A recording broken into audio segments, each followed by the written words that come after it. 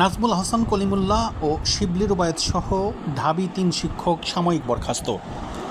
২৪ জুলাইয়ের গণ অভ্যুত্থানে বিতর্কিত কর্মকাণ্ডের অভিযোগে অধ্যাপক আকম জামাল উদ্দিন, ডক্টর শিবলি রুবায়েতুল ইসলাম এবং নাজমুল হাসান কলিমুল্লাহকে সাময়িকভাবে বরখাস্ত করেছে ঢাকা বিশ্ববিদ্যালয় কর্তৃপক্ষ।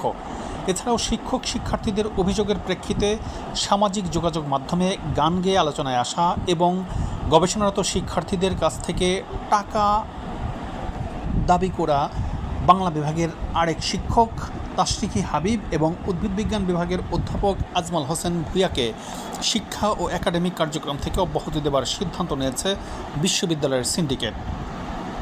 সোমবার বিশ্ববিদ্যালয়ের সিন্ডিকেট এইসব সিদ্ধান্ত নিয়েছে। সাময়িক বরখাস্ত হওয়া লোক প্রশাসন বিভাগের অধ্যাপক ও বেগম রোকেয়া বিশ্ববিদ্যালয়ের সাবেক উপাচার্য নাজমুল হাসান কলিমুল্লাহ, বাংলাদেশ স্টক এক্সচেঞ্জ কমিশনের সাবেক চেয়ারম্যান ও ব্যাংকিং অ্যান্ড ইন্স্যুরেন্স বিভাগের অধ্যাপক শিবলি রুবায়েতুল ইসলাম এবং সমাজবিজ্ঞান বিভাগের অধ্যাপক আকম জামাল উদ্দিনের বিরুদ্ধে জুলাইয়ের গণ অভ্যুত্থানের বিরোধিতা করার অভিযোগ ছিল। সিন্ডিকেট সদস্য ও বিশ্ববিদ্যালয়ের প্রো ভাইস চ্যান্সেলর অধ্যাপক আল মোজাদ্দেদি আল ফেসানি গণমাধ্যমকে এই তথ্য নিশ্চিত করেছেন। আগস্ট বিরোধী বিভিন্ন কর্মকাণ্ডের অভিযোগ ছিল তাদের বিরুদ্ধে। সেই অভিযোগের ভিত্তিতে ফ্যাক্টস ফাইন্ডিং কমিটির প্রাথমিকভাবে সত্যতা প্রমাণিত পায়। এটার উপর ভিত্তি করে আমরা একটা তদন্ত কমিটি গঠন করেছি।